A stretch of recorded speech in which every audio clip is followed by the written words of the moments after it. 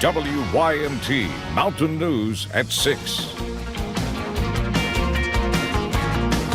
Right on cue, the first days of December arrived, and so has the snow. Parts of eastern Kentucky are under a winter weather advisory or winter storm warning into the early morning hours. Letcher County is one place seeing some of that snow. We'll look at road conditions there in just a moment, but we begin with Chief Meteorologist Paige Noel, who's tracking the threat. Paige? Steve, we're still dealing with a few of those snow showers as we head into tonight. Seeing a lot of them die down compared to earlier today, but those advisories, like you said, continue into tonight as well. Go ahead and take you up to satellite and radar showing those snow showers continuing. And some of us seeing a little bit of snow and now mixing in a little bit of rain and getting a lot of that wintry mix across the mountain. So scanning the skies now, like you could see here, just some very light rain, light mix, and maybe even some light snow. Seeing most of that snow into parts of Harlan, Letcher County that have seen more of that snow today, looking like a little bit mix of rain here in Hazard, Jackson, a little bit up into parts of Magoffin County. And it's because of those temperatures. We talked about how those temperatures would be key with this system, and that's what we've seen. Some areas right there near freezing, 32 in Wise, 32 in Pikeville, but in Jackson and Hazard, you're seeing above freezing. That's why you're seeing a little bit of that green, or really that rain, popping up. But there's a look at those advisories as we head into tonight. Still have that winter weather advisory from Pike County to Perry County, down into parts of Bell and into Knox County. And we do have that winter storm warning out for Harlan, Letcher, and then Wise County, Virginia. That goes until 1 a.m. tonight. So how much snow is expected as we head into those evening hours? I'll have more on that coming up in just a little bit. All right, Paige, thank you. Well, you had to travel in the higher elevations to see snow on the ground today, and that's where we sent WYMT's Connor James. He shows us what it looks like on top of Pine Mountain in Letcher County. It's definitely a little messier in these higher altitudes. When Andy Williams said it's the most wonderful time of the year, I don't think he thought about the people that still need to drive over mountains such as this one here in Letcher County. Now, take a look at this time lapse. As you can kind of see at the base of Pine Mountain, you're seeing a little bit of rain, a few snowflakes, but nothing really sticking to the ground. But as we go up the mountain, you're going to see some more slushy roads, some slick spots, and yes, you're seeing that right, a ton of snow. Road crews I talked with say although it has been snowing throughout the day up here, it really hasn't been that bad. What really saved them this morning was the fact that the temperature on the ground really didn't get below 32 degrees. If that would have happened, it could have been a much different story. We actually dodged a huge bullet. The temperature stayed just warm enough to prevent us from having some huge issues. I was up here about 5:30 a.m. this morning, this exact location. The temperature was 32, and it kind of had us all on pins and needles for a while, because we knew if it dropped a few more degrees, we were going to be in trouble. Now, whether it's on Pine Mountain or really any mountain in a higher elevation, when you're driving on those roads, just take your time, add some extra drive time, and definitely keep an eye out for those slick spots. I'll have much more on these conditions coming up at 11. On top of a very snowy Pine Mountain, I'm Connor James, WYMT Mountain News. Definitely a different world up there. County officials add to be patient if you see crews salting in those higher elevations. It takes time and manpower to tackle long stretches of icy roads. This weekend's rain is causing problems for families in Rowan County in northeastern Kentucky. Schools there closed due to a boil water advisory. Officials with the Moorhead Utility Plant Board told us they had problems with chemically treating floodwaters, making tap water unsafe to drink. Officials say the system is back online now, but as they test to make sure the water is safe, the advisory will stay in place. And that's creating issues for some restaurants trying to stay open. People want to go somewhere where they can get soda, and you know, if you can't offer them what they want to drink, then they're not going to come here and drink. They'll go somewhere else. The Moorhead Utility Plant Board estimates the boil water advisory will be in effect for another 48 to 72 hours. The board says it will notify the public once the advisory is lifted. We are a little more than 1 week from the inauguration of Governor-elect Andy Beshears. As he prepares to take office, the governor-elect is making new additions to his team. Hillary Thornton explains the new appointments and familiar faces joining the governor's office. In about 1 week, Governor-elect Andy Beshears will drop the word elect from that title and get to work as Governor Beshears. Today announcing that some familiar faces are joining him in those efforts, including Rocky Adkins, his at one-time primary election competition, then turned biggest supporter out on the campaign trail. I know what we can do together. I've seen what we can do together. And I got to tell you, I couldn't ask for a better teammate to go into these next 4 years to be standing right there beside me than Rocky Atkins. Atkins, with more than 3 decades of service in the state capitol as a member of the House of Representatives, currently the House Minority Leader. Atkins says he's looking forward to bringing all of his experiences and leadership to his new role of senior advisor to Governor Beshears. We're in it for the same reason.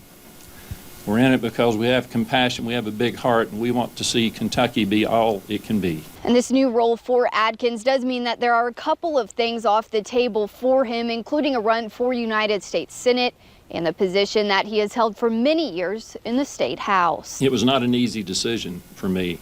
I love the Kentucky General Assembly. Also joining this new administration is Jim Gray. As mayor of Lexington, he was known for getting things done. Gray set to utilize his experience in local government and in running a construction company as the new leader of the transportation cabinet. Meanwhile, Lieutenant Governor-elect Jacqueline Coleman will wear multiple hats. Coleman, an educator herself, will also serve as Secretary of Education and Workforce Development.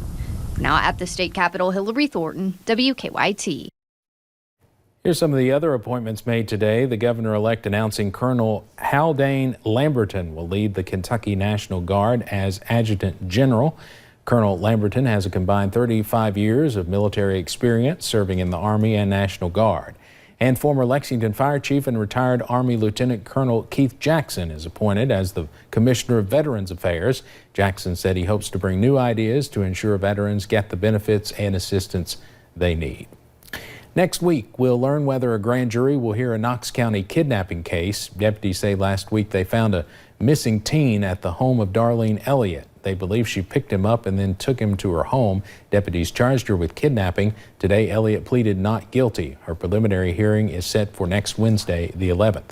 Officials from the Laurel County Sheriff's Office say a 17-year-old girl was assaulted at a house party. Officials say some of the people at the party were also drinking and using cocaine, including the teenage girl. Blake Spall is the only one in jail related to the incident. Police believe he did not assault the girl, but introduced her to alcohol and cocaine. WINT's Katie Cook talked to Spall and a Laurel County deputy. A house party gone all too wrong. If I would have known it would have happened, we wouldn't have even went to the party. We would have just chilled. Officials say a 17-year-old girl was under the influence of cocaine and alcohol, claiming she was physically assaulted. She couldn't really speak. I mean, she was just sitting there convulsing, and she said that somebody kicked her in the head. Blake Spa, who officials say introduced the teenager to cocaine, was one of the ones that took her to the hospital. While she was en route to the hospital, she apparently had some type of a seizure or some type of a medical event of some sort. Officials say they can only suspect that the mix of cocaine and alcohol caused the seizure. I knew whenever I walked in the hospital with her, me being 20 and her being 17, that I was going to be here. But Spa says that did not stop him from doing the right thing. I didn't care about myself. I just wanted to make sure she was okay. And detectives are still working to find out who possibly assaulted the teenager. In Laurel County, Katie Cook, WIMT Mountain News. Officials from the Laurel County Sheriff's Department say they are unsure where the house party took place, only that it was somewhere along Kentucky 229. They do expect to make more arrests. A delay today in a Laurel County murder case. Court officials tell us prosecutors and defense attorneys are discussing a potential plea agreement for Michael Paul Collier. He's accused of shooting and killing his father-in-law. 2 others were injured. There is a status hearing set for next Wednesday, the 11th. Collier faces murder and assault charges. A new arraignment date for a Clay County mother charged in the so-called hot water challenge. Angela Guth was set to enter a plea today. However, that's pushed back until January 6th. Police say she did nothing to help a boy severely burned after her son poured hot water on him. A grand jury indicted her on child abuse and wanton endangerment charges.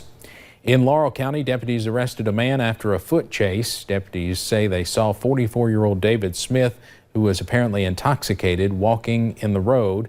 When he saw the deputies, he allegedly ran into the woods nearby. Deputies followed for about a half mile, and they say when they caught up with Smith, he tried to fight them. Smith is charged with public intoxication, evading police, and resisting arrest. He's being held in the Laurel County Correctional Center. While you're driving through Floyd County on US 23, you might have noticed some construction near the Johnson County line. Closed for the past year, the old commercial vehicle weigh station has sat vacant until now. A construction company is working to build a new facility. WIMT's Marianne Fletcher shows us how this could benefit drivers. It is a long time coming. Absolutely, I'm excited. The weigh station near the Floyd and Johnson County line is getting a makeover. The whole front of it will be glassed where we can see the trucks enter the facility and exit, as opposed to what we have right now. Once we're inside, we can't technically even see them. These improvements will help commercial vehicle enforcement officers like Jamie Collins in more ways than one. We'll be able to man it a lot more. It'll actually be more efficient in observing for violations. Plus better weight monitoring, making it easier to hold businesses accountable. And actually, we'll also be looking for tax violations for companies that are not paying their taxes. But what does that mean for the average driver like me and you? It all goes back to highway safety. So far this year, we have seen 724 fatal crashes on Kentucky highways. That is an increase from 658 in 2018. The heavier the truck is, the longer it takes for the truck to stop. Needless to say, this weigh station plays a big role in highway safety. Well, I do know that this is the only one on US 23 in Kentucky. Working to keep all drivers safe. In Floyd County, Marianne Fletcher, WYMT Mountain News. The new weighing facility is expected to be finished in May of 2020. Today we learned the name of a man hit and killed on Highway 15 in Perry County during the weekend. Police tell us they believe 21-year-old Nicholas Whitley was jumping in front of cars before being hit and killed. They say two different vehicles hit him near Tim Short Chevrolet and the Glomar Bridge. Whitley was pronounced dead at Appalachian Regional Hospital. We are now in the heart of flu season, and most counties in the state have 1 to 10 confirmed cases. Kentucky is now in what's called a regional outbreak of the flu. It's too early to know how effective this year's shot is, but nurses say it is not too early to get it. With Christmas just weeks away, medical professionals are expecting to see the number of flu cases rise as families and friends start spending more time together. The peak of the flu season is usually in February. What we do know is if you get a flu shot, you're more likely to experience less symptoms of the flu just on having the flu shot, even if it doesn't cover that particular strain. So far this year, there are 785 confirmed cases of the flu in Kentucky. And we're looking at a pretty chilly night ahead with temperatures into the upper 20s. A few snow showers also possible, but what does the rest of the work week look like? I'll have more on that coming up in just a little bit.